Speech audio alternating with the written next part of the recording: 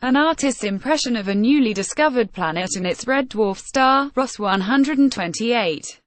The planet, 11 light-years away, is roughly the size of Earth but closer to Ross 128 than our planet, or even Mercury, is to our Sun. Corn Messier European Southern Observatory. There's a new place to look for life in the universe.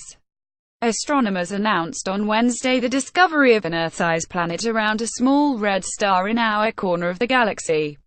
The planet could hold liquid water in conditions favorable for life. The star, Ross 128, is not the closest with a planet similar in size to ours.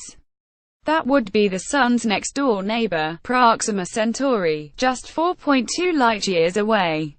And there appears to be just one planet orbiting Ross 128, not the bounty of 7 Earth-sized planets that circle TRAPPIST-1, a red dwarf about 40 light-years from here.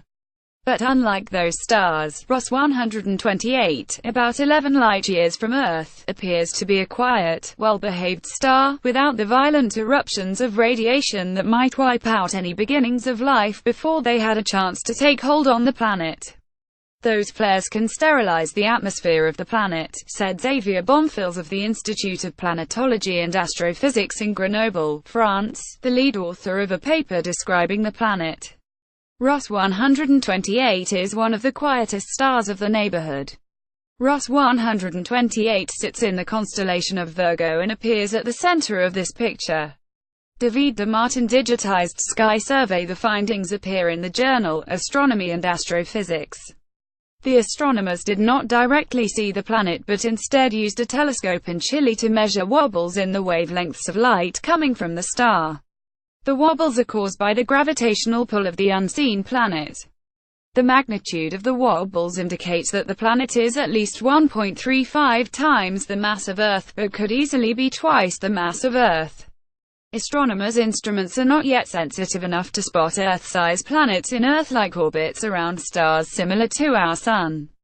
It is easier to detect Earth-sized planets around dimmer and cooler stars known as red dwarfs, which are the most common type of star in the Milky Way. Astronomers have in the past couple of decades discovered an abundance of star-hugging planets, far different from anything in our solar system. The Ross 128 planet is only about 4.5 million miles from the star, much closer than the 93 million miles between Earth and the Sun. Even Mercury, the innermost planet of the solar system, is 36 million miles from the Sun. If the newly discovered planet were the same distance from the red dwarf as Earth is from the Sun, it would be frigid. But it is close enough to Ross 128 that it absorbs warmth sufficient for liquid water, one of the requisite ingredients for life, to potentially exist on the surface. If anything, the planet may be too warm, more like the planet Venus. Dr. Bonfils said Ross 128 appears to be at least 5 billion years old, older than our solar system, and perhaps as old as 10 billion years. The star may have been more turbulent in its youth. But even if solar flares billions of years ago stripped away the planet's atmosphere, it could have been replenished by gases emanating from the planet's interior drive.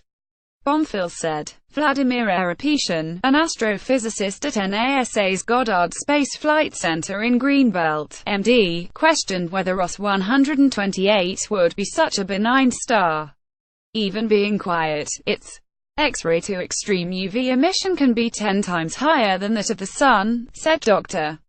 Erepetian. That amount of radiation might be enough to destroy the planet's atmosphere. In an astrophysical journal Letters article in February, he and his colleagues noted that radiation from red dwarf stars might strip oxygen from the atmospheres of nearby planets.